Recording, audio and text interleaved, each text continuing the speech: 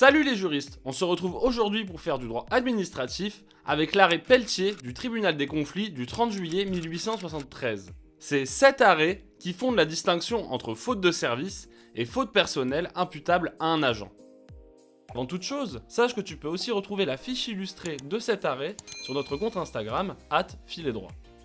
Commençons par les faits. En 1873, M. Pelletier était directeur d'un journal et certains exemplaires avaient été saisis avant leur publication en vertu de la loi sur l'état de siège.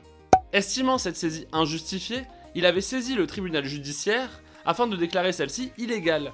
Il demandait notamment la restitution des biens confisqués ainsi qu'une condamnation du général de l'état de siège et du préfet de l'Oise à lui verser des dommages et intérêts. Mais avant d'étudier la décision du tribunal des conflits, procédons à un petit rappel.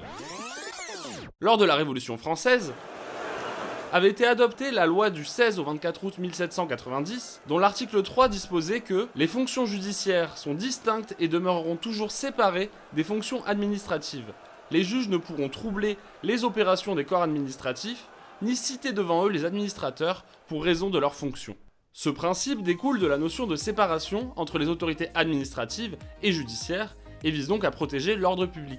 Seule une décision du Conseil d'État pouvait alors permettre une poursuite devant les tribunaux judiciaires ordinaires. Et bien qu'abrogé une première fois en 1870, ce principe de séparation a été à nouveau consacré par la loi du 24 mars 1872 qui, en instituant le tribunal des conflits, consacre à nouveau le principe de la séparation des pouvoirs et les règles de compétence qui en découlent. Donc dans notre cas d'espèce, le tribunal judiciaire avait ainsi saisi le tribunal des conflits pour poser la question de la compétence du tribunal administratif ou judiciaire pour connaître des demandes de M. Pelletier. En examinant les faits que M. Pelletier reprochait notamment au commandant de l'état de siège et au préfet du département de l'Oise, le tribunal des conflits observe que ces mesures constituent une mesure préventive de haute police administrative prise par le général agissant comme représentant de la puissance publique. Cela signifie que la saisie reprochée par M. Pelletier a été faite dans l'exercice des fonctions de ses agents publics. Le tribunal des conflits énonce alors qu'en dehors de cet acte, il n'impute aux défendeurs aucun fait personnel de nature à engager leur responsabilité particulière, et qu'en réalité la poursuite est dirigée contre cet acte lui-même, dans la personne des fonctionnaires qui l'ont ordonné ou qui y ont coopéré.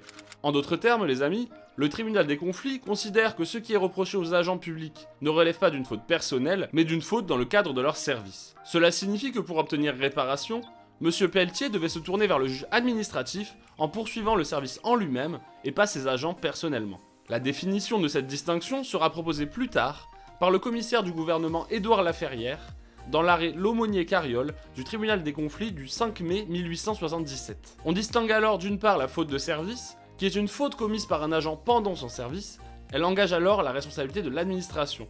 A l'inverse, la faute personnelle se détache matériellement des fonctions de l'agent, elle engage alors la responsabilité personnelle de cet agent. Voilà les juristes, j'espère vous avoir été utile. Quant à moi, je vous dis à bientôt, et d'ici là, filez droit!